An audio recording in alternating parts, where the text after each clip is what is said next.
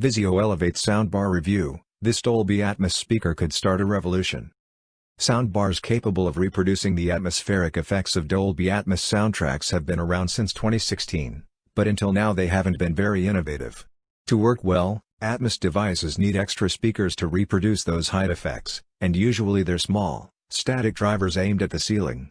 The Vizio Elevate costs a bundle, but it tries something radically new: motorized speakers that rise up and revolve according to whether you're listening to music or a compatible movie. The craziest part is, it actually works! The Vizio Elevate is expensive for a soundbar, but Atmos bars in general have always tended toward the high end. The Samsung HWQ950T comes close in terms of specification, but that system is also $1,700. The Sonos Arc, $799 at Amazon, offers the simplicity of a single bar and includes a voice assistant, but it doesn't sound as good as the Vizio. With its moving speakers, the Vizio Elevate really is its own animal. Newbies beware. However, the Vizio Elevate's manual setup can be complicated and isn't helped by the confusing remote. Some users may also find the wired surround speakers a pain depending on where they choose to place the subwoofer. The cables are probably too short for large rooms. The rotating speakers reek of gimmickry, but in practice they work well, adding oomph to music and spaciousness to true Atmos soundtracks. If you don't mind plunking down the money for a fully featured, great-sounding soundbar, the Vizio Elevate is a very serious contender.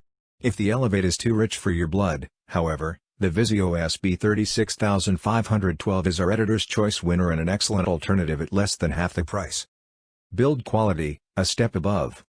The Vizio Elevate is a 5.1.4 soundbar which offers compatibility with both immersive standards, Dolby Atmos and DTS:X. In addition to the main speaker itself, the Elevate's setup includes rears, a large subwoofer and a remote. If you wanted to deck out the Arc with a similar array of speakers, namely the Sonos Sub and 2 Symphonisk for the rear channels, it would cost about $1,700. The Vizio Elevate may be a plastic soundbar at heart, but its design is elevated. The main bar feels sturdy and comes in a two-tone finish, part thick vinyl wrap and part gunmetal aluminum. This is a big speaker at 48 inches wide and a table swallowing 6.5 inches deep. The ends are covered in a matte black material, which makes it hard to see the matte black controls, but the raised buttons are actually easier to use by touch.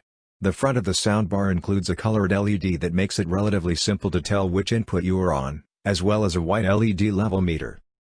The subwoofer is one of the largest I've seen on any system, measuring 11 inches wide by 14 inches deep and 16 inches high.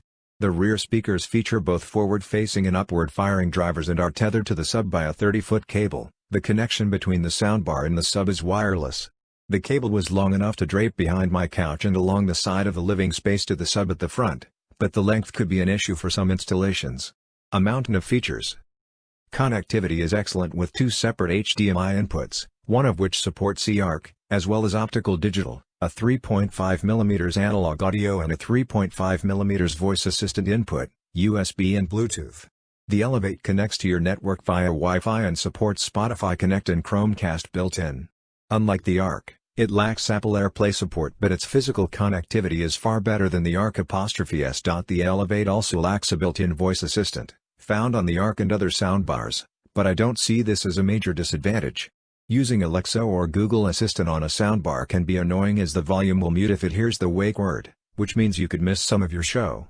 If you want to use a voice assistant to listen to music through the Elevate, it's easy to set the soundbar up as the default speaker for an inexpensive Google or Echo speaker nearby. The remote looks like the ones that come with cheaper Vizio soundbars but differs in two important aspects. There's an LCD display at the top, and 4 buttons which help with setup at the bottom.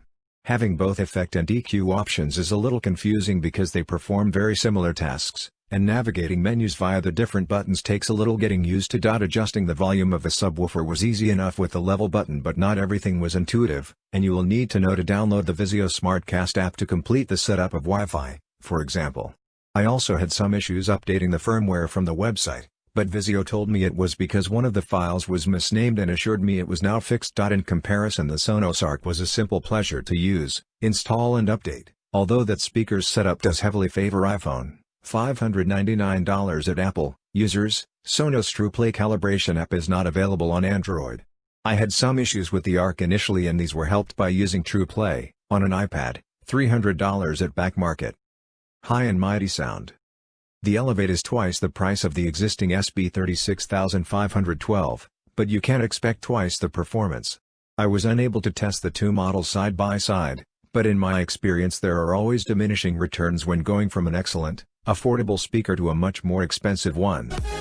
For more updates, subscribe to Tech News and share this video.